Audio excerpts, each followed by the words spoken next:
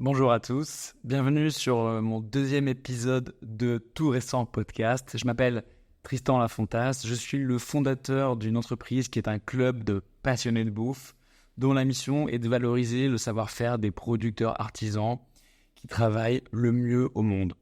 Je suis dans une quête perpétuelle de ces petites pépites dont une bonne partie sont en France. On a beaucoup de chance en France, mais parfois ailleurs dans le monde. D'ailleurs, au moment où j'enregistre cette vidéo, je suis à Kalamata en Grèce.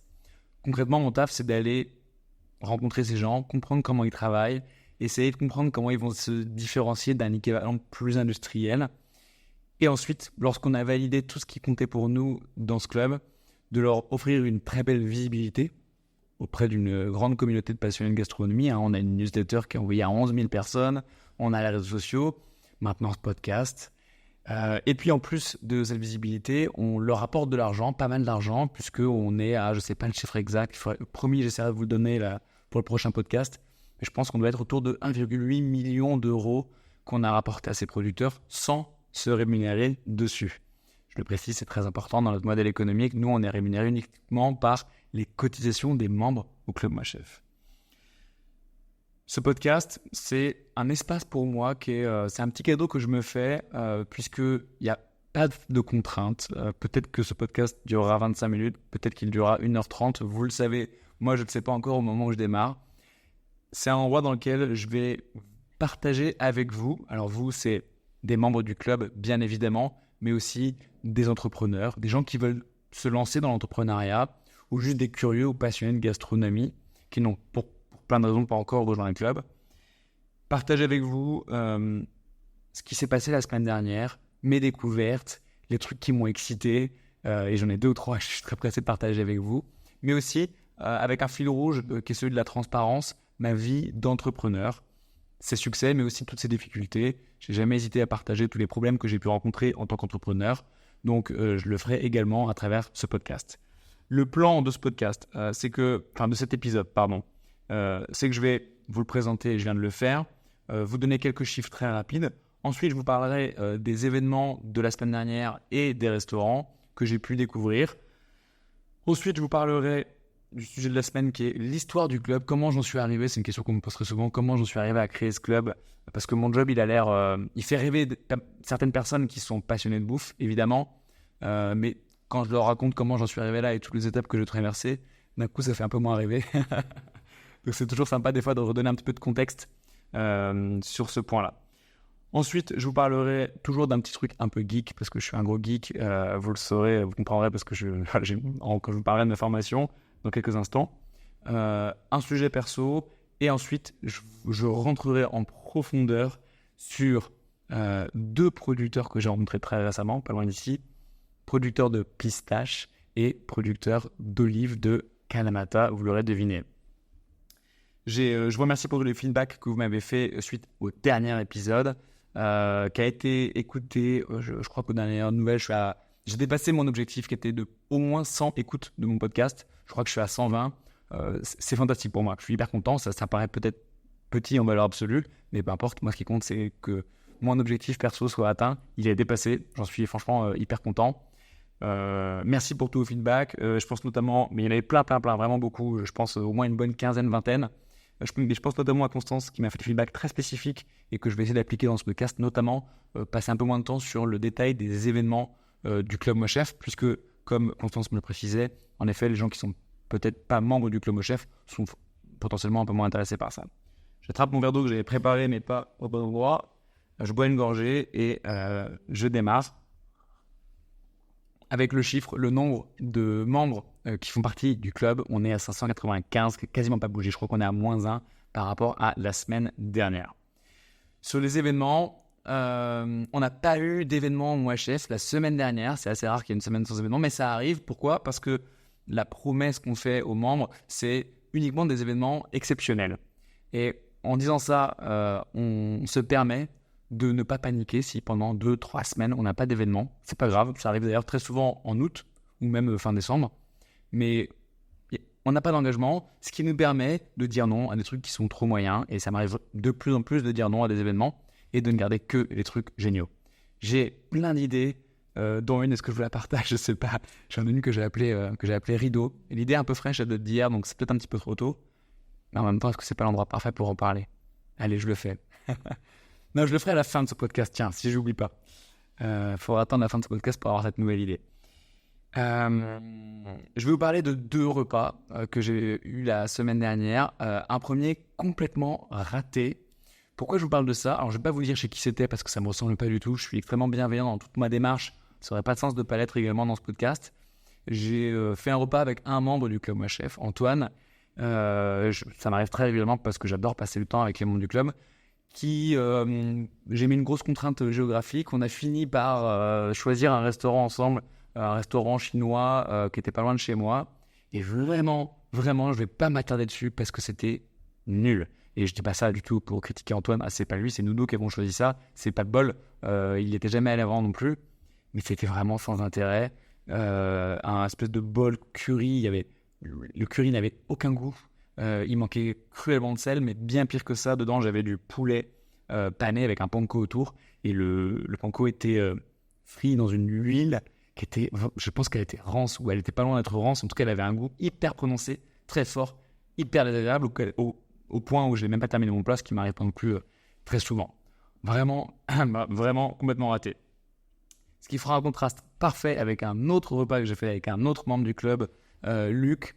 J'ai enfin mangé à Chenapan. Beaucoup de gens m'en ont parlé, notamment Koum de Cherizet, mon associé, ancien PDG du Goemio, mais aussi d'autres membres du club. Je pense à Lucie, je pense à Daniel, je pense à Xavier, qui sont tous de très grands ambassadeurs du restaurant. Et il me l'a dit en arrivant. Donc je vais réserver sans m'annoncer, parce que je ne m'annonce jamais quand je vais au restaurant. Je me dis comme si c'était étrange, mais je ne le fais jamais, parce que qui je suis pour m'annoncer. Sauf que, si je vous raconte cette anecdote-là, c'est qu'une fois que je suis arrivé, tout de suite, ils m'ont dit « Ah, mais vous êtes le monsieur le moins chef ». Donc, je ne sais pas comment ils ont fait. Je sais qu'il y a un système de réservation que certains restaurants utilisent qui est relié avec tous les autres restaurants. Et en fait, ils reconnaissent les numéros de téléphone. Donc, il suffit qu'il y ait une personne qui ait noté ce numéro correspond au fondateur du club. Et voilà. Donc, c'est peut-être pour ça ou peut-être autre chose, j'en sais rien. Mais ça fait qu'il a pris le temps de m'expliquer et de me remercier de l'impact du club sur son restaurant parce que je sais que, il me l'a dit, tous les membres qui viennent manger chez lui se présentent aussi en tant que membre du club Moi Chef. Et donc il est au courant. Et c'est des gens qui l'ont beaucoup aidé, qui ont fait venir beaucoup de gens. Pour une très bonne raison, c'est que ce restaurant, c'est une pépite. Mais vraiment, vous n'avez pas idée. Ça faisait longtemps que je n'avais pas été autant bluffé du début à la fin. Je ne vais pas vous repasser tous les plats en revue. Mince, j'ai mis aussi, ils sont là. Oh là là, rien que de les revoir, ça me donne envie. C'est incroyable, c'est d'un équilibre et d'une justesse sur tous les points. Les cuissons, les jeux de texture, l'assaisonnement, le niveau de sel, les températures, tout est parfait du début à la fin, à tel point que je me suis permis de noter quelques 2-3 remarques sur mon téléphone, ce que je fais rarement, à part quand un chef me le demande explicitement. Et à la fin, toute fin, quand j'ai dit à quel point j'étais amoureux de ce qu'ils avaient fait, je leur ai dit un peu une phrase que j'aime bien utiliser, c'est « Est-ce que vous souhaitez entendre un feedback de quelqu'un qui ne sait pas du tout cuisiner ?» Ce qui permet un petit peu de redescendre le truc, parce que j'ai vu des chefs s'énerver face aux gens qui leur faisaient des feedbacks. Pas contre moi, mais malgré tout, moi je suis très prudent avec ça. Donc l'annoncer comme ça, je pense que ça aide un petit peu. Et en l'occurrence, la réponse du chef, dont je m'en veux, j'ai oublié son prénom, je m'en veux, mais la réponse du chef a été « Bah oui, tu sais pas cuisiner, mais t'as un palais avec tout le restaurant que tu fais. » Et oui, en l'occurrence, c'est ce que je pense, c'est que je commence à avoir un palais qui se développe bien moins que plein de grands critiques gastronomiques, évidemment, mais malgré tout, à force, mon palais se développe. Et là, en l'occurrence, j'avais pris quelques remarques, mais qui sont anecdotiques par rapport à la qualité de tout ce qu'il a fait. J'ai adoré le moment où on arrive au dessert et ils m'ont sorti un truc, il y avait une liste d'ingrédients, une crème avec à l'intérieur une crème à l'avocat dans laquelle il y avait du yuzu kosho. Yuzu kosho, c'est un truc qui est épicé, enfin, ça ne me faisait pas rêver sur le papier. Et ce dessert est hallucinant. Mais vraiment, il est génial. Et mieux que ça, c'est qu'après ça, il y avait un autre dessert, blé. Il s'appelle blé, parce que c'est que à base de blé. Donc, il y a du miso de blé, il y a du blé soufflé, machin. Je suis bon, ok, c'est dommage, parce que ça aurait pu finir en beauté avec son truc à l'avocat. Et en fait, son dessert au blé, hallucinant. Vraiment hallucinant. Non, je ne vais pas jouer le jeu des pronostics, parce que j'aime pas ça. Et puis, encore pire, si jamais il m'écoute, je déteste annoncer à un chef que tu verras, tu auras sûrement une étoile ou telle distinction ou tel truc, j'en sais rien. C'est nul de faire ça parce que ça crée beaucoup de frustration chez les chefs. Par contre, ce que je peux vous dire à vous qui écoutez ce podcast ou qui regardez cette vidéo sur YouTube, allez-y. Ils méritent d'être soutenus. Ils ont besoin qu'on aille les mettre en avant, qu'on fasse plein de photos, qu'on les mette sur Insta, parce qu'ils font un travail de dingue. Et shout out, je sais pas pourquoi je dis un mot anglais, au serveur aussi, qui est génial. Et pile au juste niveau de ce qu'il faut faire entre s'adapter à son client. Et moi, j'ai pas besoin qu'on me tienne ma chaise, typiquement. Il a vite senti qu'on pouvait plaisanter et être un peu détendu. Il a su parfaitement s'adapter à moi. Je vous parle pas de sa cape des vins, parce que j'ai pas bu de vin quand j'y étais, c'était le midi, et j'essaye d'éviter le midi. Je dis ça, je viens de boire 2-3 verres ce midi, mais bon, quand je peux éviter, j'essaie d'éviter. C'était une intro un peu longue sur ce resto, mais vraiment, vraiment chenapan, dans le 9e arrondissement, à Paris. Foncez. Maintenant, je passe au sujet suivant. Je regarde mes notes parce que j'essaie de me tenir à mon guide que je connais pas encore par cœur, évidemment. Je vais boire une gorgée d'eau. Qui est l'histoire de mon entreprise. Je vais suivre un fil qui est nouveau. Donc, si vous avez déjà écouté le podcast que j'avais enregistré avec Philippe Berchambre sur Business of Bouffe, c'est une version légèrement différente et beaucoup plus accélérée, puisqu'il dure 2h15, celui de Business of Bouffe. Mais d'où je viens, le plus rapidement possible, et comment je suis arrivé là, bien évidemment, je vais sauter beaucoup d'étapes. Je suis né à Orléans, j'ai vécu 17 ans là-bas. Mes parents se sont séparés quand j'étais au collège. Mon père est parti à Nantes, je ne l'ai pas suivi, je suis resté à Orléans. Et plus tard, ma mère est partie dans le sud de la France, à Carcassonne. Je l'ai suivi, j'ai fait mes 2 dernières années de lycée à Carcassonne. L'enfer d'être étudiant à Carcassonne, surtout à cet âge-là. C'est une ville morte où il y a beaucoup de gens très âgés, il ne se passe rien. Enfin, franchement, à l'époque, c'était l'enfer. Je ne sais pas comment c'est maintenant. Et ensuite, et c'est peut-être grâce à ça que j'ai eu mon bac de justesse avec 10,06 comme note, dont un 3 en maths pour un bac S. Petite anecdote croustillante. J'ai réussi à avoir mon bac de peu et donc j'ai pu fuir Carcassonne et aller à Toulouse. Toulouse, je me suis retrouvé téléporté ou catapulté sur un IUT informatique, mais en fait, je pensais tellement pas que j'aurais mon bac que j'avais un peu postulé au hasard et je me suis retrouvé là. Donc, j'ai démarré ma vie dans le monde de l'informatique, même si j'étais déjà passionné informatique, mais plus en mode à démonter les ordinateurs, à changer la carte mère, mettre un nouveau processeur, etc. Vraiment le bon gros geek. Je pensais pas avoir mon UT non plus. Je prendrai le temps de vous raconter cette anecdote un jour si vous voulez, mais un peu absurde. Ça s'est fini avec un stage en Chine où j'ai eu la meilleure note de mon UT, alors que vraiment j'aurais pas dû. Et je me suis donc retrouvé en école d'ingénieur à laquelle j'ai postulé sans y croire absolument. Donc école d'ingénieur en informatique, j'ai eu mon diplôme d'ingénieur. Quitte à avoir passé 5 ans à faire mes études dans ce milieu-là, j'ai continué dans ce domaine pendant quelques années. Ensuite, j'en ai eu un peu marre, j'ai basculé, je suis devenu acheteur dans l'automobile, puis responsable d'agence dans une grosse boîte de conseil en ingénierie, dont mon ancien grand patron, Pierre, est maintenant peut-être en train d'écouter ce podcast puisqu'il est lui-même membre du club. L'histoire qui tourne, c'est assez marrant. Et ça m'a fait super plaisir que Pierre rejoigne. La gastronomie là-dedans. Quand j'avais 18 ans, je voulais absolument me payer mon permis voiture. Mes parents étaient très clairs sur le fait qu'ils ne me paieraient pas. À moitié parce que il y a un côté un peu genre vas-y mon grand, démerde-toi pour avoir ton permis, apprends la vie. Et puis aussi parce qu'ils n'avaient pas de thunes. Mes parents n'avaient vraiment pas trop d'argent. Famille d'éducateurs spécialisés et institutrice, c'est pas ce qui rémunère le plus. Donc si je voulais mon permis, il fallait que je me démerde. J'ai donc commencé à gagner de l'argent en travaillant les étés à Collioure en tant que serveur dans un restaurant qui s'appelait à l'époque La Bonne Table. L'hôtel s'appelait La Frégate, pour ceux qui connaissent Collioure. C'était une expérience aussi fantastique qu'horrible. Je m'explique. Fantastique parce que immersion dans la vraie vie.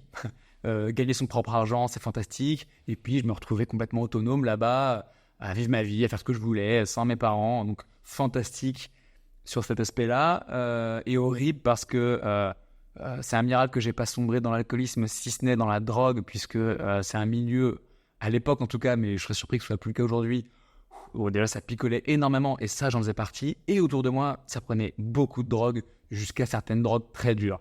Donc, heureusement que j'ai pas plongé dans les drogues.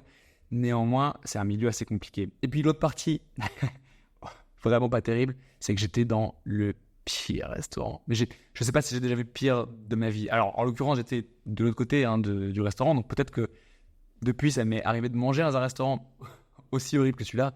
Et franchement, c'est un restaurant qui a été repris par un assureur et un banquier qui étaient potes depuis toujours et qui était en mode cash machine.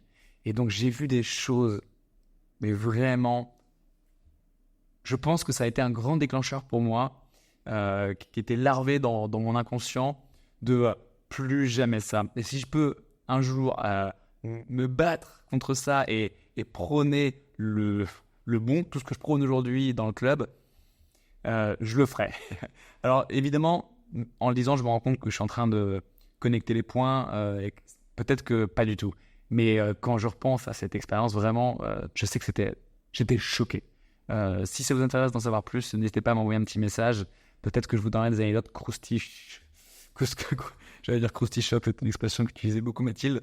Des anecdotes croustillantes ou croustichoc sur mon expérience de serveur là-bas. L'enfer. Bref.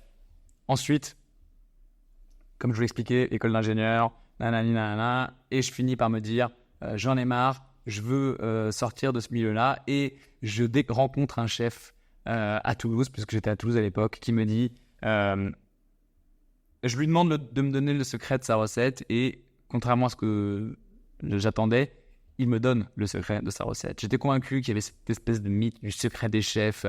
En fait, pas du tout. Il est très content de me donner sa recette. Mieux que ça, quand je pense le piéger en lui disant « Ouais, mais je pourrais jamais trouver les produits que tu utiliseras », il m'a dit « Mais bien sûr que si, pas de problème, je te donne leur numéro de téléphone si tu veux, ils seront très contents. Et moi, je suis content de leur filer un coup de main. » Ce qui, moi, alors aujourd'hui, me semble évident, mais à l'époque, j'étais là « Mais c'est pas possible !» Et j'avais un peu l'impression, je vous le cache pas, d'avoir découvert le truc incroyable que personne ne savait. Mais tant mieux, parce que ça m'a motivé à me dire « Putain, mais il y a un truc de fou à faire. » Et c'est comme ça qu'est née la box Moi Chef. Si vous avez écouté le podcast Business of Bouffe, vous savez que j'ai omis une longue partie avant ça, comment j'ai plongé dans l'entrepreneuriat, mais je veux pas que ce podcast ne soit non plus trop long, donc je vous invite à l'écouter, ce podcast qui est très sympa et sur lequel je prends beaucoup plus de temps pour vous raconter tout ça. Cette box, elle a duré 4-5 ans. Je suis pas très bon sur les chiffres, j'ai une mémoire assez particulière là-dessus, mais environ 4-5 ans. Et c'était, si vous connaissez HelloFresh ou Lecomi, c'était un peu la même chose, mais en très très haut de gamme, puisqu'à chaque fois, on faisait la box d'un très grand chef. Michel Guérard, Guy Savoy, Yannick Aleno, Alexandre Mazzia, Alexandre Couillon, Christopher Coutenceau, Sébastien Brasse, j'en oublie des dizaines et des dizaines, vraiment. Cette box, c'était sympa, ça m'a permis de rencontrer plein de très grands chefs, plein de super producteurs, mais modèle économique vraiment pas ouf. Déjà parce que je ne me payais pas. Ce sera le sujet d'un autre épisode, les finances, mes finances perso et celles d'entreprise. Et moi, je ne me payais pas. Le seul moyen de faire rentrer de l'argent, ça a été de faire des missions à droite à gauche de conseils en utilisant mes compétences précédentes qui étaient très rémunératrices. Mais en fait, je facturais avec la boîte et ça permettait de payer l'équipe. Donc moi, j'étais au chômage, puis au RSA. Pendant très longtemps, ça a été hyper compliqué. Mon premier salaire, le premier vrai salaire, je me le suis payé en 2023. C'est récent. Tout ça, si vous le souhaitez, je prendrai le temps de vous le raconter également plus en détail. Mais là, je vais accélérer parce que j'ai pas mal de choses à vous raconter, notamment sur les pistaches et les olives de Kalamata. Mais avant de passer à ça, je voudrais vous parler d'un truc un peu geek parce que je suis ingénieur en informatique, ça me colle à la peau, je m'en détacherai pas. Et là, je vais parler du nom dont tout le monde parle en ce moment depuis même plus d'1 an maintenant, c'est le fameux ChatGPT, auquel j'ai bien évidemment pris une adhésion premium ChatGPT Plus depuis quasiment le début, parce que je veux pouvoir tout tester dans tous les sens, et je me sers énormément de ChatGPT. Je vais vous donner 2 cas d'utilisation qui m'aident beaucoup. Le premier, il est très concret. Là, je suis en Grèce, j'arrive en Grèce à Kalamata, je demande à ChatGPT dans lequel, vu que j'ai la version payante, j'ai pu mettre, je crois que maintenant c'est disponible sur la version gratuite également, j'ai pu mettre des informations me concernant pour que ChatGPT puisse donner des réponses très contextualisées. Donc, à chaque fois que je pose une question, il sait que, je parle comme si c'était une personne, que je suis Tristan Lafontas, le fondateur de ce club de passionnés de bouffe, etc., etc. Donc, les réponses sont très précises par rapport à qui je suis et ce que j'attends. Et donc, je demande tout de suite des questions, dis-moi ce qu'il y a à savoir sur la Grèce. Et j'ai immédiatement des réponses d'ordre global, mais aussi liées à la gastronomie. Et puis après, ce que je fais, parce que ça, je pourrais aller sur Wikipédia, évidemment. Mais déjà, il y a un premier filtre par rapport à ce prompt qui est un peu plus proche de ce que j'attends comme réponse, mais aussi et surtout, ce que j'adore faire, c'est parler à ChatGPT. J'utilise beaucoup la fonction de commande vocale et je pose une question qui me vient en lisant la première réponse. La reconnaissance vocale est parfaite, donc c'est très fluide comme expérience. Et je dis, ok, mais tu dis que machin, mais dans ce cas, est-ce que blablabla. Et j'ai une réponse. Et ça me soulève une nouvelle question. Et j'ai une réponse. Et, avec toujours le risque qu'il y ait des erreurs, mais même s'il y en a, bien évidemment, ce qu'on appelle des hallucinations, le niveau de précision des informations, surtout quand c'est sur ce genre de sujet, est extrêmement élevé, m'aide énormément.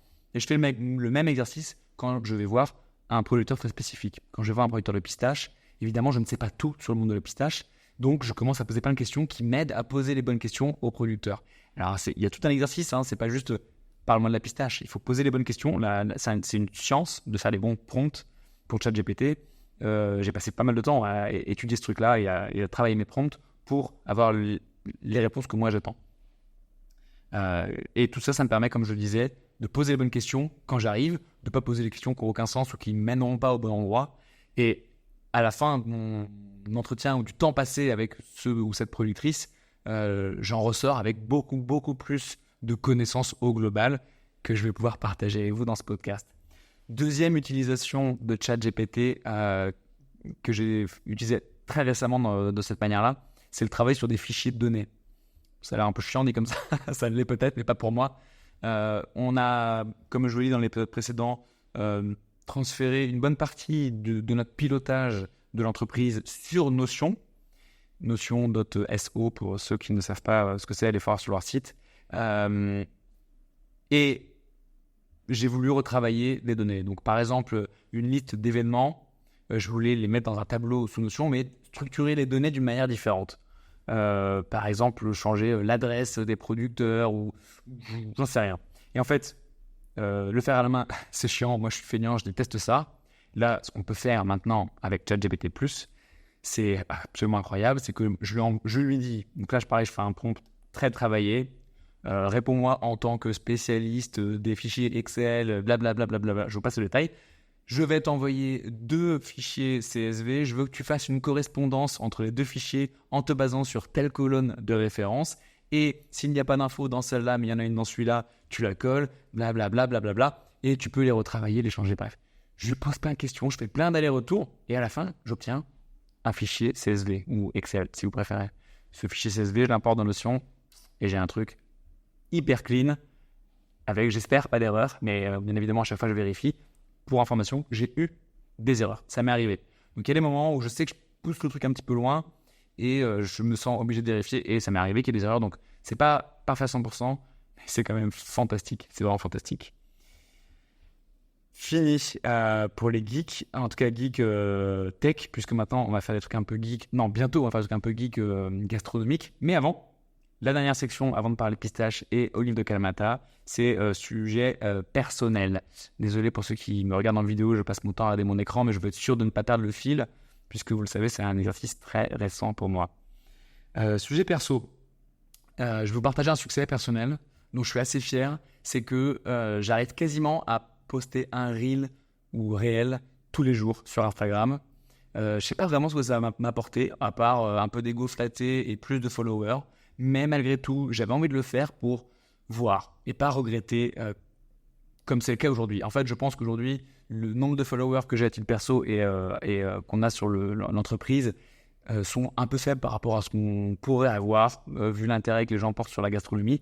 J'en suis le premier responsable parce que j'ai, à l'époque, il fut un temps, décidé de désinstaller Instagram de mon téléphone et de ne pas m'en servir, ce qui m'a aidé sur plein d'aspects, mais clairement pas sur l'augmentation du nombre de followers.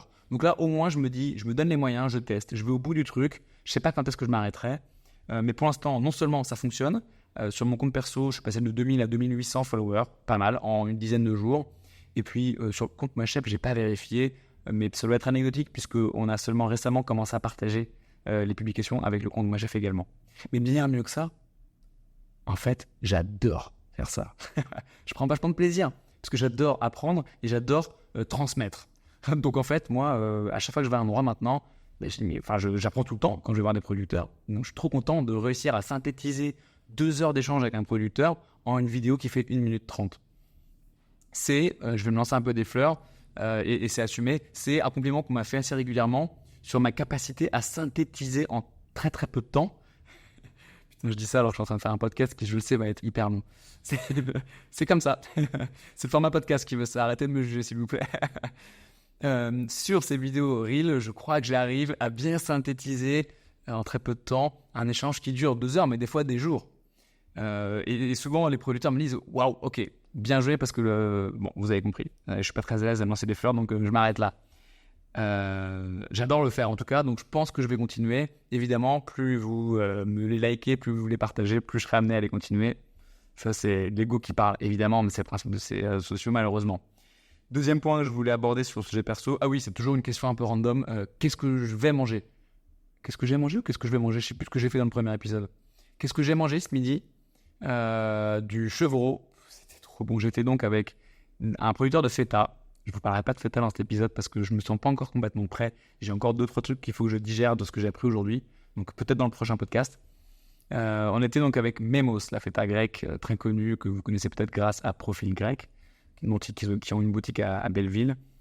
On a ensuite mangé avec la famille. Vraiment, on était dans leur maison, sur la terrasse.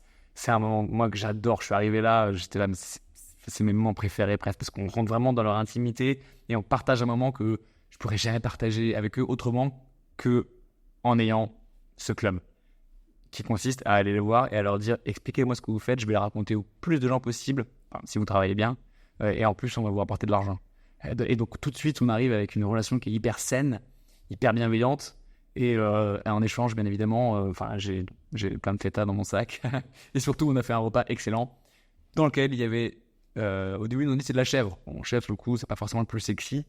En fait, c'était du chevreau, ce qui expliquait cette tendreté hallucinante. On a cru qu'elle l'ait fait cuire pendant 7 heures, alors qu'en fait, quand on lui a posé la question, elle a dit « je sais pas, 30 minutes, 45 minutes ». C'était hallucinant. Et grande surprise, des frites très très bonnes aussi. Très très bonnes. C'est la deuxième fois que je mange d'excellentes frites en Grèce. Je pense que c'est lié à leurs pommes de terre déjà, qui elles sont pas du tout farineuses. Elles ont une texture qui est, je trouve, absolument parfaite. Et souvent, il y a un peu d'origan dessus. Cuisson au top, peut-être, non pas dans l'huile d'olive, mais bon, bref, c'était vraiment très bonne. Et ce que je vais manger ce soir, j'en ai pas la moindre idée, mais je mangerai à Kalamata avec une partie de l'équipe du club et Alex, le fondateur de Profil Grec. C'est parti, on parle pistache. Vous ne pouvez pas me répondre, mais je vous pose quand même la question pendant que je bois une gorgée d'eau. Alors, les pistaches. Je suis fan de pistaches depuis toujours. Mon père est un grand fan de pistaches. Je sais qu'à l'apéro, c'est un truc qui est très souvent sur sa table. Et en plus, il y a un truc hyper jouissif dans le fait qu'il faut quand même se battre pour en avoir une. Qu'est-ce que je peux vous raconter sur les pistaches ? Celles que vous connaissez le plus, ce sont les américaines, qui s'appellent les Kerman. Les Kerman, elles viennent d'Iran à la base, mais elles ont été importées en Californie. Les États-Unis sont les plus gros producteurs de pistaches au monde, suivis par l'Iran et la Turquie, il me semble. Ça, c'est les pistaches classiques, les Kerman, les plus connus. Après, dans des très connus de gastronomes, vous connaissez peut-être les pistaches de Bronte, en Italie, qui sont exceptionnelles. Là, je suis en Grèce, donc je suis allé sur l'île d'Égine, qui produit donc des pistaches d'Égine. Alors, pourquoi des pistaches à Égine ? Puisque, à la base, cette île, elle était très connue pour son vin.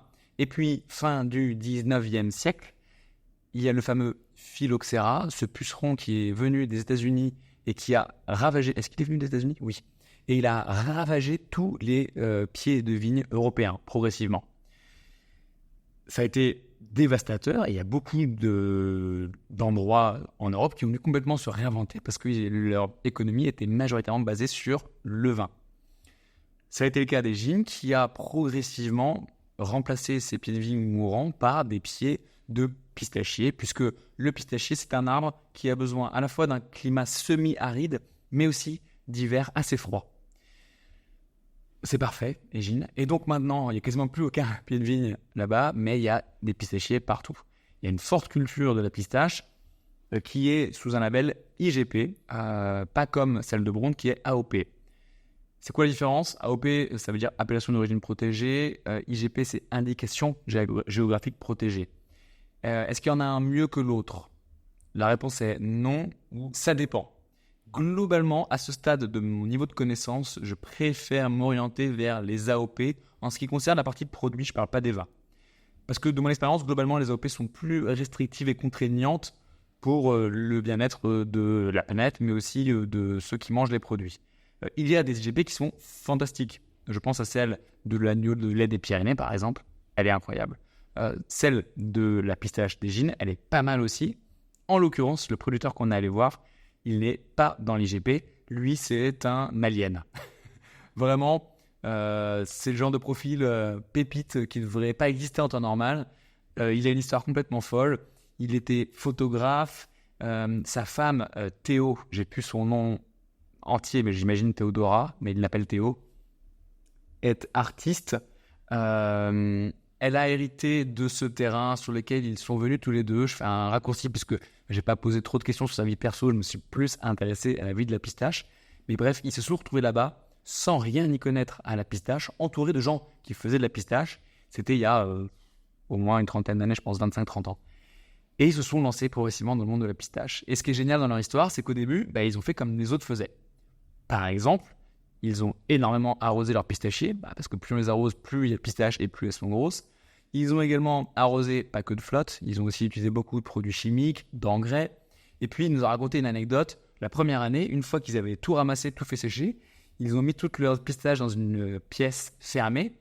Et ce que faisaient tous leurs amis autour d'eux, c'est qu'ils ouvraient une espèce de boîte de conserve qu'ils allumaient sans respirer. Ils la mettaient au milieu de la pièce, ils fermaient la porte et ils partaient pendant plusieurs heures, voire jours. Ce truc-là était censé tuer à coup sûr toutes les bêtes, notamment les mites, qui sont un problème pour les pistaches. Et donc lui, la première année, il a fait la même chose, évidemment, parce qu'il ne savait rien faire. Et puis après, mais pourquoi on fait ça, les gars ? Enfin, si vous ne pouvez pas respirer ce truc-là, on a vraiment envie de le mettre sur un produit que les gens vont manger. Ça, c'est pas un peu... Alors, bien évidemment, la réalité est plus complexe que ça. Peut-être qu'un scientifique qui est en train d'écouter ce podcast se dit, il est con, quoi. On sait très bien que ce type de produit, au contact de l'air, après, ils disparaissent complètement. Ça peut être le cas de la javel, par exemple. Une goutte de javel à l'air libre, elle finit par complètement disparaître, je crois. J'espère que je dis pas une bêtise.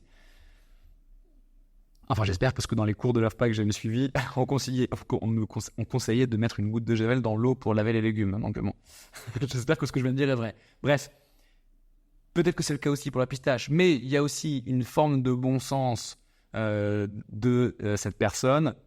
Non, j'ai pas oublié son prénom. Henri Paul. Oh, j'espère que c'est ça. Je l'appellerai Henri Paul pendant ce podcast. J'ai vraiment une mémoire bizarre. J'espère que je me trompe pas. Il m'en voudra pas, je le sais. Son bon sens, c'était de dire c'est quand même trop bizarre de faire ça, quoi. Parce que j'ai envie de donner à manger à des gens un produit que moi-même, je suis pas sûr d'avoir envie de manger. Et pareil pour tout le reste. Les engrais, les pesticides, etc. Et donc, progressivement, il a changé sa façon de travailler. Et maintenant, il fait une pistache qui est beaucoup, beaucoup moins productive que celle de ses voisins, qui est franchement pas mauvaise, voire meilleure. Je ne sais pas si c'est meilleur que tous ses voisins, mais on a fait un exercice hyper sympa de comparaison, dont je vous parlerai après. Parce que on est aussi là entre fous furieux de gastronomie, donc on a envie de détails un peu plus techniques. Et merci à nouveau à tous les commentaires que vous m'avez envoyés, que ce soit par texto, par WhatsApp, par email ou sur Instagram. Je lis tout et je réponds à chaque fois, bien sûr. Il y en a notamment une personne qui m'a dit sur le café, on était presque un peu frustrés, on aurait voulu en savoir plus. Quand j'ai lu ça, j'étais moi-même hyper frustré parce que je me suis grave retenu. Parce que le café, je pourrais en parler pendant des heures. Et en effet, j'ai balayé 10% de ce qu'on pourrait aborder. Promis, on fera un épisode sur le café, quand on fera une vente des cafés de Fiera, typiquement. La pistache, c'est quoi ? La pistache, c'est une drupe. Drupe comme les cerises, comme les abricots. Voilà. Ça veut dire quoi ? Alors, je ne suis pas expert, je ne suis pas botaniste, s'il vous plaît. Rappelez-vous de ça. Mais de ce que j'en ai compris, une drupe, c'est une chair qui souvent se mange. C'est le cas de la cerise ou de l'abricot.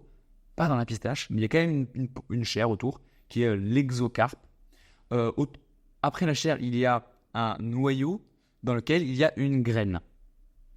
C'est la graine, c'est l'ovule qui a été fécondé, qui va permettre à l'arbre de se reproduire. Donc si cette graine tombe sur le sol et que la coque autour ou le noyau autour s'enlève, alors cette graine va pouvoir planter un nouvel arbre. Les pistachiers font partie de cette catégorie de plantes dont j'ai oublié le nom, mais qui sont sexualisées. Il y a des mâles et des femelles qui doivent se polliniser pour se reproduire. La graine est donc l'ovule fécondé, et en l'occurrence, dans le cas de la pistache, c'est la graine qu'on mange, pas dans la cerise. Dans la cerise, on va manger la chair du fruit, qui est la pulpe qui est autour du noyau. Donc, dans la cerise, il y a le noyau et il y a une graine au milieu du noyau, si vous me suivez toujours. Tout ça, ce sont des drupes. Exactement comme les graines de café, si vous vous rappelez dans mon épisode précédent. on parle de cerises de café. Techniquement, ce sont des drupes, mais la cerise de café, c'est une chair qui ne se mange pas du tout parce qu'elle est, je crois, hyper amère, même s'il y a du sucre à l'intérieur. Et à l'intérieur, il y a la graine. Alors, on appelle ça une graine de café, mais je pense que techniquement, c'est le noyau et que la graine est à l'intérieur de ce que nous, on appelle la graine de café. Ok, je m'arrête là. Sur la partie très très technique. Donc on pollinise. Alors pour polliniser, on dit les règles c'est un mâle pour 8 femelles. Mais bon, vu qu'il y a beaucoup de vent sur l'île, ce que m'expliquait Henri Paul, c'est que il y en a, le ratio est beaucoup plus bas parce que les mâles ils produisent pas de pistache, donc ils sont moins intéressants. Donc lui, il me dit, je crois qu'il avait 1 pour 20 ou un truc comme ça. Avec les vents, ça suffit largement pour polliniser toutes les femelles. C'est un arbre qui est particulier parce que en moyenne, son cycle c'est tous les 2 ans. Donc la productivité, elle est pas très très simple à anticiper. Ce que m'expliquait Henri Paul, c'est que à Bronte, ils sont beaucoup mieux structurés et organisés autour de la pistache. C'est millénaire la pistache de Bronte, contrairement à l'île d'Égine. Comme je vous le disais, ça a une centaine d'années à peine. C'est lié au phylloxéra. Là-bas, quand il allait observer leur façon de travailler, il s'est rendu compte qu'ils suivent ces cycles de 2 ans, avec donc des cycles morts dans lesquels il n'y a pas de production de pistaches. Mais ça, ils peuvent le faire parce qu'ils sont organisés tous ensemble et qu'ils vont suivre tous ce même rythme. Et l'énorme avantage de faire ça, auquel j'aurais jamais pensé, c'est que ça permet d'avoir une année pendant laquelle les insectes qui se nourrissent de pistaches n'ont pas de quoi manger. Et donc, disparaissent en grande partie. Parce que c'est ça, ou alors c'est c'est produits chimiques, phytosanitaires pour se débarrasser des insectes. En l'occurrence, ce producteur de pistaches, il a un vrai problème avec les insectes dont il ne peut pas se débarrasser parce que même si lui décidait de suivre ce rythme de 2 ans, il ne pourrait pas parce qu'il y a des voisins partout, même des touristes qui ont une maison et qui ont bien évidemment envie d'avoir des pistachiers dans leur jardin. C'est chiant pour lui, mais en vrai, on les comprend. Voilà, je ferais sûrement pareil. Donc, lui, il a fait le choix. Alors, il est pas certifié bio. Donc, on ne va pas dire qu'il est bio, mais il fait pas mal de choses très proches du bio. C'est même certaines choses beaucoup plus poussées. Néanmoins, c'est important de ne pas dire bio quand quelqu'un n'est pas bio parce que c'est quand même, je pense, une démarche forte d'aller payer un label pour le certifier de façon officielle. Et je respecte vachement les gens qui font ça. Néanmoins, il n'utilise pas d'intrants, pas d'engrais. Il n'arrose plus. Il l'a fait pendant pas mal d'années, mais il y a 3-4 ans, il a carrément retiré les tuyaux. Ce qui fait qu'il produit 4 fois moins que ses voisins de pistaches. Est-ce que c'est pas un peu con de faire ça? On se pose la question, parce que c'est bien beau, mais il y a aussi une réalité économique qui fait qu'il faut survivre. Donc lui, quand on lui pose la question, il répond qu'il peut largement en vivre dans ces conditions-là. Néanmoins, ce qu'il faut garder en tête, c'est qu'il a hérité de ce terrain. Donc il n'a pas un emprunt à rembourser. Et moi, c'est une question que je me pose toujours, c'est de savoir comment est-ce que nous, à travers ce club, on peut aussi donner des petits indices à des gens qui disent « Tiens, mais si je voulais me lancer demain, est-ce que je pourrais faire tout de façon absolument parfaite comme cette personne-là ?» Et la réponse, c'est jamais blanc ou noir. Forcément, parfois, c'est plus compliqué que ce que ça en a l'air. Notamment, en effet, aujourd'hui, acheter un terrain là-bas, je pense que c'est pas très très simple, ni vraiment donné. Ce que je voulais vous dire également sur la pistache, je vérifie que j'ai rien oublié. Non, je pense que j'ai pas mal balayé. C'est donc, c'est quoi le processus de ramassage d'une pistache? Donc, vous connaissez le cycle de 2 ans dont je vous ai parlé, même si, vu qu'il se chevauche, en fait, il y a des pistaches qui sortent tous les ans, mais pas forcément des mêmes pistachiers. Quand elles arrivent à maturité, fin d'été, début de l'automne, fin ou début septembre par là, ça dépend un peu. On va le savoir parce que la coque de la pistache va commencer à légèrement s'ouvrir. Alors pas autant que celle qu'on a en tête, qu'on nous renoue à l'apéro, mais elle commence à se fendre légèrement. À ce moment-là, soit on a un arbre mécanique qui vient tout secouer, un outil mécanique qui vient tout secouer. En l'occurrence, là, il a juste un bâton, il vient taper sur les branches. On tend des bâches en dessous des arbres, comme on ferait avec des olives, et les pistaches tombent. Ce qui est bien, c'est que la maturité arrive à peu près en même temps pour tout l'arbre. Donc il y a besoin de le faire qu'une fois par arbre, quasiment. Il pourrait repasser, mais il s'est rendu compte que ça n'avait pas trop de sens parce que c'était tellement faible ce qu'il récupérait qu'il préférait le laisser à la nature et ça nourrit le sol. C'est pas le cas du chocolat, par exemple, ou du café, où il faut constamment revenir sur les arbres. Ça, c'est un peu embêtant. J'ai été interrompu par un bruit que j'ai entendu, mais rien de grave. Une fois qu'il a fait ça, il va faire sécher ses arbres. C'est quoi ce bruit de l'enfer que j'entends? Bon, il y a un bruit bizarre, désolé. Une fois qu'il a fait ça, il va faire sécher ses pistaches. Donc il va les étendre, un peu comme le café. Là, en l'occurrence, c'est sur son toit terrasse qui est tout blanc. Il va les poser là pendant plusieurs jours, les faire sécher en fonction de l'hygrométrie. Alors, faut pas qu'il pleuve parce que s'il faut qu'il pleuve, il faut vite qu'il récupère toutes les bâches pour les rentrer à l'intérieur et les ressortir une fois que ça a fini de pleuvoir. C'est un peu compliqué. Et puis, une fois qu'il a fait ça, après, il va torréfier. Enfin, il y a du tri, bien sûr, à la main. D'abord dans une machine, puis à la main. Et ensuite, il va torréfier ses pistaches. Alors là, sa machine de torréfaction, c'est un petit bijou. Si vous ne me suivez pas encore sur Instagram, faites-le s'il vous plaît, ne serait-ce que pour voir cette machine. Ou alors abonnez-vous à la newsletter du club que vous découvrirez. Vous verrez une vidéo de cette machine, elle est dinguissime. C'est deux machines à laver collées l'une contre l'autre, enfin les tambours collés l'un contre l'autre, avec une espèce d'ordinateur comme ils appellent ça, mais c'est un petit boîtier électronique qui est relié à une bouteille de gaz qui va chauffer le truc pour maintenir à la bonne température et tourner. Enfin, c'est vraiment à l'arrache, c'est trop marrant. Ils nous racontaient pour l'anecdote qu'à l'époque, il le faisait chez lui à l'électricité avec du courant de la maison. Sauf que un jour, son ordinateur n'a pas fonctionné et ça a chauffé toute la nuit. Et quand il est arrivé, il y avait de la fumée partout dans la maison. Donc il a pris un peu peur. Donc il a décidé de partir. Pardon, il a décidé de faire ça à l'extérieur. Je suis encore un peu perturbé par le bruit, je viens d'entendre. Excusez-moi, je suis encore un novice du podcast. Il faut que j'apprenne à m'adapter à mon environnement. Surtout que je ne pourrai jamais filmer mes podcasts au même endroit parce que ma vie est ainsi. Une fois qu'il a fait ça, c'est pas terminé. Il va également tremper ses pistaches c'est avant la torréfaction, il les trempe dans un peu d'eau et du sel pour saler ses pistaches. Et il va également ajouter du jus de citron. Et ça, c'est un point important que je voulais aborder avec vous parce que ça fait partie de la recette des pistaches d'Egine. Il y a un acide. En l'occurrence, acide citrique, il utilise du jus de citron. Ça paraît assez évident, sauf qu'il nous expliquait que ses copains ou ses voisins, eux, utilisent de l'acide citrique. C'est plus rapide, c'est moins cher, c'est plus simple, ça permet d'avoir des doses hyper contrôlées, bref. Et il dit, ça vous le verrez, ça donne une couleur un peu rose aux pistaches. Je suis là, ouais, bon, ok. C'est citrique, citron, est-ce que je verrais la différence quand il me donnait les quantités de citron qu'il utilisait sur ses pistaches? On a goûté à ces pistaches, évidemment, elles sont absolument hallucinantes. Mais elles sont bonnes, elles sont super bonnes. Alors attention, elles ne sont pas très grosses. Souvent, c'est un critère de qualité de se dire, il y a une grosse pistache, mais en l'occurrence, vu qu'ils ne les arrosent pas, elles ne sont pas très grosses. Mais c'est une pure bombe de concentration de goût de pistache avec le parfait niveau de sel, une torréfaction qui est vraiment fantastique et ce jus de citron qu'on remarque pas tout de suite mais qui apporte une légère pointe d'acidité qui est hyper bienvenue. Mais surtout, ça va faire du bruit, mais j'ai devant moi, je le montre à la caméra si jamais vous me voyez, des pistaches que j'ai achetées quelques heures après sur un site touristique. J'ai payé 6 balles ce sac de pistaches. Ça a un peu fait mal puisque je voulais les acheter juste pour comparer. Ça m'a fait mal parce que j'en avais plein le coffre. Et des très bonnes. Et en l'occurrence, à peine ouvertes, déjà, elles étaient toutes roses. Mais surtout, on y a goûté et elles sont bonnes, ça reste bon, c'est bon les pistaches. Mais cet acide citrique, c'est hallucinant à quel point c'est une évidence. Et je vous le garantis, je peux pas le faire là malheureusement parce que elles sont dans la voiture à nouveau les autres pistaches. Alors, je peux pas faire le test à l'aveugle, mais je suis sûr et certain que si je faisais un test à l'aveugle là, immédiatement je ferais la différence entre les deux. Il y a vraiment un truc pas très agréable dans cet acide citrique. Dommage. Mais tant mieux pour nous parce que nous, et notamment les membres du club, on va pouvoir goûter à un truc absolument exceptionnel.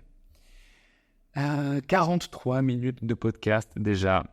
Et je n'ai pas encore parlé des olives de Kalamata. Je vais essayer d'être un peu plus rapide sur les olives, mais en même temps, pas tant que ça, puisque comme vous me l'avez dit, vous vouliez que j'aille plus loin dans le niveau de détail. Donc je vais parler des olives de Kalamata après avoir bu une gorgée d'eau à nouveau. Donc le lendemain, après avoir rencontré ce producteur un peu fou et fantastique de pistaches, on est allé à Kalamata voir pas un producteur, quelqu'un qui a des oliviers de Kalamata. Là, on allait voir quelqu'un dont le job, c'est d'acheter des olives à des paysans et de faire la phase de traitement de ces olives. Puisque l'olive, qui est un fruit, contrairement à ce que pas mal de gens pensent, l'olive qui est un fruit, je suis peut-être pas aussi précis que sur les drupes, mais de mémoire, pour faire très simple, on appelle fruit quelque chose qui provient d'une fleur. Voilà, vous avez compris ce que je veux dire. Donc, la cerise est un fruit, qui est une drupe. Voilà, si vous me suivez. Donc, l'olive qui est un fruit, c'est absolument immangeable en l'état. C'est imbouffable. C'est dégueulasse. J'ai fait l'expérience pour une vidéo l'an dernier quand j'étais déjà venu en Grèce, mais là, à Thessalonique, avec Thomas, producteur de Kikahashi, fantastique brésil d'olive verte qu'utilise notamment Alain Passard.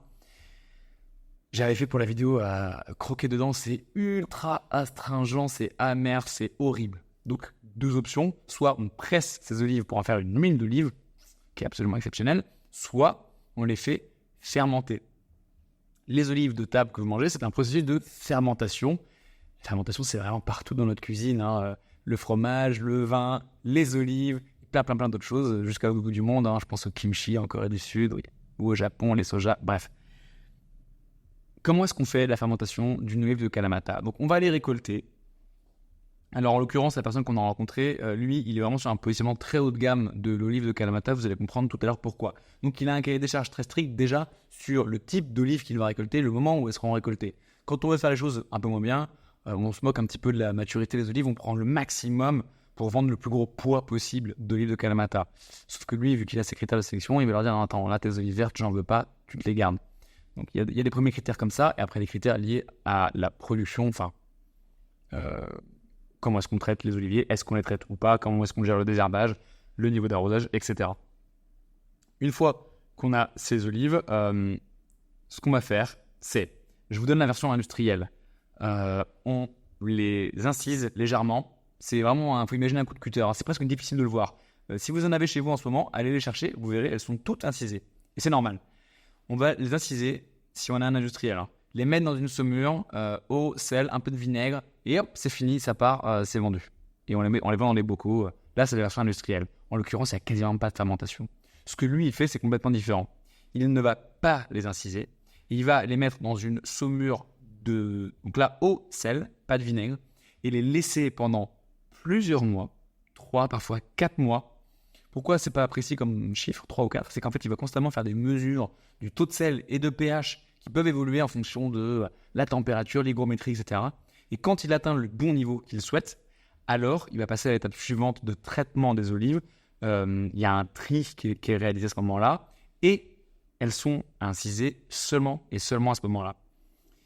Ce que ça a comme impact sur l'olive de le faire au bout de 3-4 mois et pas au début, c'est que si on l'incise au tout début et qu'on le met dans la saumure elle va immédiatement rentrer dans l'olive, saler l'olive, et le sel va tuer tout ce qui est à l'intérieur et empêcher d'avoir une fermentation. C'est comme si on souffre un vin. Le vin, il bouge plus. Et là, c'est un peu pareil avec le sel. Et d'ailleurs, ce parallèle, on peut le faire le même avec du jambon blanc. Le jambon blanc industriel, on ne va pas le faire baigner dans une saumure pendant plusieurs jours. On va le piquer avec des pics en métal à l'intérieur, et on va injecter la saumure dans le jambon. Comme ça, tout de suite, il est plein de sel, ça ne bouge plus, on peut le commercialiser tout de suite. Le temps, c'est de l'argent. Et c'est pas bien ou mal, hein. C'est juste que ce jambon-là, il sera pas destiné au même marché, et il sera plus accessible à un meilleur prix, peut-être pas aussi bon qu'un autre jambon. Et là, c'est pareil dans l'olive de Kalamata. Si on veut une olive de Kalamata abordable, on va faire la version très rapide. Par contre, si on veut une olive de Kalamata très haut de gamme, on va laisser la nature faire son travail et la fermentation se faire dans l'olive sans qu'elle soit en contact de la saumure. Enfin, en contact. Il n'y a que la peau qui est en contact, qui est complètement étanche. Tout ça pour ensuite faire cette petite incision qui va malgré tout permettre, et c'est hyper important, de retirer de l'amertume, parce que l'olive de Kalamata, elle a un truc un peu, il y a une dualité très étrange avec cette olive, c'est qu'elle est à la fois sucrée, elle a un goût dingue, elle a une palette aromatique, si vous connaissez, vous savez de quoi je parle, mais il y a aussi une petite amertume qui est très bienvenue dans l'olive de Kalamata. Mais elle serait un peu trop forte si on ne faisait pas cette petite incision. Donc elle a lieu à la fin, dans ce cas de figure-là. On la remet dans une saumure dans laquelle on rajoute un petit peu de vinaigre, et après, elles sont commercialisées. Je suis content, j'ai réussi à vous donner des détails assez intéressants sans que ça prenne trop de temps. Enfin, assez intéressant, ça c'est moi qui le dis. S'il vous plaît, envoyez-moi un petit message, mettez ce podcast en pause, et dites-moi ce que vous en pensez. Je pourrais encore en parler beaucoup plus, évidemment.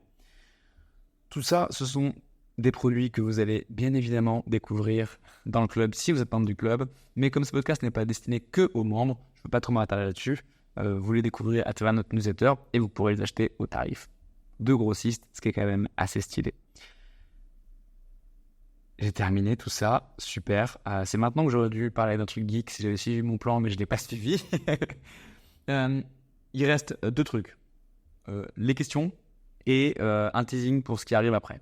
Questions, je vais en prendre... Alors, j'ai pas vraiment de questions parce que j'ai pas demandé. Je savais pas quand je pourrais enregistrer ce podcast, donc j'ai pas demandé est-ce que vous avez des questions. Par contre, j'ai reçu un message d'un membre qui s'appelle Guillaume sur un de mes posts Instagram qui est hyper intéressant. Je vais me permettre de le lire ici parce que de toute façon, Instagram, c'est un espace public, donc il est conscient que les gens peuvent le lire.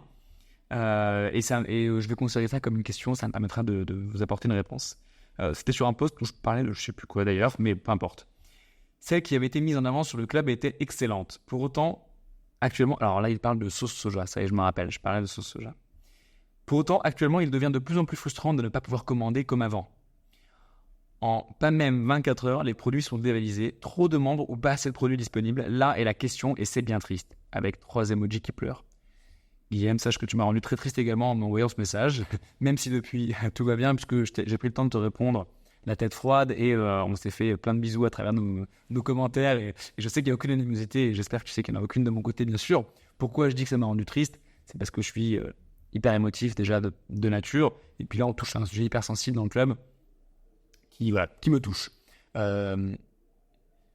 Le modèle, donc pour répondre à ta question, même si j'ai déjà répondu sur Instagram, là je vais en profiter pour répondre à tout le monde. Le modèle économique de mon entreprise, puisque c'est une entreprise qui est un club, c'est de se rémunérer exclusivement sur les cotisations des membres au club MHF. Si vous écoutez ça, vous le saviez sûrement déjà, mais c'est important à nouveau de redémarrer par ça. Pour qu'il y ait des membres, il faut qu'on ait une proposition de valeur qui soit fantastique. C'est le cas à travers ces ventes qu'on réalise de feta, olive de Kalamata, pistache, bœuf wagyu, sauce soja, caviar, etc. La proposition de valeur, on va vous faire découvrir des trucs de dingue. Quand vous pensiez que vous aviez goûté la meilleure olive de Kalamata, en fait, je vais vous en trouver une autre qui est encore meilleure, un cran légèrement au-dessus. Pareil pour des pistaches, à un tarif que vous ne pouvez pas obtenir autrement, puisque c'est le tarif grossiste. Donc il faut constamment que je fasse plaisir aux membres pour qu'il y ait des membres qui rémunèrent et qui fassent tourner l'entreprise. À côté, pour faire plaisir aux membres, on fait aussi des événements sur lesquels on se rémunère à hauteur de 10% sur l'organisation des événements, ce qui est anecdotique, ça couvre nos frais, on va dire. C'est pas ça qui nous fait vivre, ce sont les cotisations. Il s'avère que des fois, en effet, Guillaume a raison, il y a des ruptures de stock sur les ventes qu'on fait. Ce qui peut être frustrant pour un membre qui n'a pas lu le mail suffisamment tôt et qui arrive, et je comprends la frustration de Guillaume et l'envie d'envoyer ce message. La réalité, et je vous assure que vraiment je n'invente rien en vous disant ça, c'est qu'aujourd'hui il n'y a quasiment plus jamais de rupture de stock. En tout cas, quand il y en a, elles sont extrêmement rares. C'est beaucoup, beaucoup plus rare qu'au tout début du club, quand on était 50, 80 ou 100 membres dans le club. Parce que, en fait, le paramètre le plus fort, c'est notre capacité à gérer et à anticiper tout ça. Et au début, on avait une variance de dingue, une variance, c'est peut-être pas le bon mot, ou un écart type énorme dans le nombre de commandes. Plus le temps passe, moins c'est le cas, meilleur on est pour anticiper ce genre de choses. Donc en fait, c'était pas mieux avant, j'en suis certain, c'est beaucoup mieux maintenant. Et sur plein d'autres aspects. On n'avait pas d'application, on avait 2 sites web différents, les livraisons, c'était beaucoup plus chaotique qu'aujourd'hui, même si c'est toujours un peu compliqué des fois, je le sais, notamment avec Chronofresh, mais c'est beaucoup plus efficace aujourd'hui, je vous promets. Le cas de figure qui a un peu frustré Guillaume, il est hyper intéressant, c'est celui du bœuf wagyu. En l'occurrence, on a fait une vente de bœuf wagyu de Christophe Hay, ce sont ces bœufs wagyu de son élevage qui est au nord d'Angers. Et comme je l'ai écrit dans un titre sur lequel je suis en train de travailler en ce moment, le titre c'est « Qui mange un bœuf, mange un bœuf ». Pourquoi j'ai fait ce titre-là? Parce que il y a aussi une réalité, et c'est mon devoir de transmettre ça et de le rappeler autant que possible, c'est que quand on veut travailler avec des petits producteurs qui font un travail exceptionnel, il faut aussi accepter leur réalité. Et leur réalité, c'est que quand ils abattent un bœuf, c'est pas un bœuf et quart, et demi, ou et 3/4. C'est un bœuf, point barre. Et puis le bœuf suivant, c'est planifié à l'avance, ce sera sûrement le mois d'après, et tout ça, c'est compliqué. Et c'est bien beau d'abattre un bœuf, mais il faut vendre toute la viande d'un bœuf. Et ce que très peu de gens ont en tête, c'est que les morceaux nobles que tout le monde a en tête, filet, faux filet, entrecôte, côte de bœuf, etc., ça représente entre 20 et 30% de la viande disponible sur un bœuf. Le reste, c'est des morceaux soit qui sont des bas morceaux, qui ne sont pas moins bons, mais qui sont moins consommés en tout cas. par exemple les pièces à bourguignon ou des choses comme ça, ou d'autres morceaux qui vont tout simplement partir dans de la viande hachée. Et d'ailleurs, heureusement que le burger a autant de succès, parce que le burger permet de vendre plus de viande hachée, qui permet de valoriser la totalité d'un bœuf, et donc de baisser le prix pour ceux qui préfèrent acheter du faux filet, par exemple. Parce que s'il fallait jeter le reste de la viande, ce qui serait absurde, évidemment, les prix augmenteraient. Bref, vous avez compris ce que je veux dire. Donc, quand on met en avant les bœufs Wagyu de Christophe, nous, on est obligé de jouer le jeu. En tout cas, on souhaite, c'est hyper important, jouer le jeu avec eux et dire, tant qu'on n'aura pas vendu toutes les pièces que tu nous as mis à disposition, on ne te demandera pas, Christophe, d'abattre un deuxième bœuf. Et en l'occurrence, dans la vente qu'on a fait dans le club, il y avait 2 colis, numéro 1 et numéro 2, qui sont sensiblement les mêmes. C'est juste que la photo du colis numéro 2, elle n'est pas jolie. C'est tout. Mais si vous regardez le détail des pièces, franchement, c'est quasiment les mêmes à peu de choses près. On a promis qu'on attendrait de vendre tout avant de demander est-ce qu'il pourrait y avoir un autre bœuf. Et tiens, d'ailleurs, transition parfaite sur le teasing que je peux faire, mais quoique il sera peut-être trop tard parce que je ne sais pas quand je vais publier ce podcast. Mais il s'avère qu'il y aura à nouveau du bœuf Wagyu, donc zéro frustration pour aucun membre du club. Vous pourrez tous avoir autant de bœuf Wagyu que vous le souhaiterez, puisque Christophe a accepté de nous en remettre à disposition. Et d'ailleurs, pour être complètement transparent avec vous, au moment où je vous dis ça, je crois savoir qu'on n'a pas encore complètement vendu tous les colis numéro 2. À cause de la photo, j'en suis certain. Mais c'est comme ça, il en reste quasiment plus aucun, donc forcément, on a joué le jeu. Pas à 100%, mais presque. Donc, on a joué le jeu, il accepte, donc c'est fantastique. Donc, Guilhem, pas de frustration. Tu pourras commander autant de bœuf Wagyu que tu voudras, quasiment, et j'en suis ravi. Même si ce sujet arrivera à nouveau, c'est le cas des panettone, c'est un travail de dingue de faire du panettone. Les panettone de Christophe, pareil, il y avait une quantité limitée. Je terminerai avec ça. Si vous êtes membre et que vous écoutez ce podcast ou que vous regardez cette vidéo, gardez en tête que je suis hyper émotif. Et donc, évidemment, je me tords le cerveau à chaque fois pour m'assurer qu'on ne tombe pas dans une situation où je vais recevoir ce message. Parce que ça me rend trop triste et je ne veux pas vous frustrer. C'est trop important pour moi. Donc, à chaque fois, il y a un dilemme dans ma tête qui est est-ce qu'on ne vend pas de panettone? Comme ça, pas de frustration? Tout le monde est content? Mais bordel, il est trop bien ce panettone, je veux qu'il puisse le découvrir. Ou est-ce qu'on arrive à négocier suffisamment de panettone pour qu'il y ait peut-être un peu de frustré, mais pas trop. Donc là, je crois qu'on avait, je sais plus, 60 ou 80 panettone de disponibles. On est arrivé à rupture, je crois qu'on va pouvoir en rajouter quelques-uns. Gardez bien en tête qu'à chaque fois, je vous promets, cette question-là, on se la pose. On ne fait pas les choses comme ça en se disant tant pis pour eux. Non, jamais de la vie. Jamais de la vie. J'ai terminé avec cette partie. J'ai déjà donné un petit peu de teasing. Il y aura donc un peu de refill sur les quantités qui sont en rupture de stock. Et, teasing, je suis en Grèce à Kalamata. C'est pas une grande surprise, mais on va donc faire une vente de produits avec Profil Grec, Alexandros Ralis, qui est un personnage fantastique. Vous le découvrirez à travers les vidéos qu'on est en train de réaliser là et qui seront dans la newsletter. Je vous invite à vous y abonner si ce n'est pas encore le cas. Autre teasing, j'ai eu Arnaud Lallemand au téléphone il y a quelques jours, chef triplement étoilé de l'A7 champenoise à Reims. On avait fait un événement exceptionnel avec lui l'an dernier où il avait fait venir en tout, il y avait donc 6 vignerons qu'il adore pour une privatisation totale du restaurant qu'il avait fait pour nous, le club. On avait rempli bien évidemment et c'était une soirée dingue. Donc il y avait ses vignerons champenois préférés. Il y avait Olivier Krug qui est venu également. Moi, j'avais fait venir Jérôme Boiteau, qui est membre du club, qui était venu pour apporter l'apéro. Bref, c'était nos Charton, Barèche. C'était de la folie. On est en train de retravailler sur un autre événement qui ne sera pas exactement pareil. Ce sera peut-être des plus petits événements, mais il y en aura plus, avec chacun une thématique spécifique. Je ne vous en dis pas plus parce que je ne peux pas vous en dire plus, j'ai pas plus d'infos. C'est le principe d'un teasing, mais sachez qu'on va essayer de faire ça, je pense, dans le courant du mois de juin.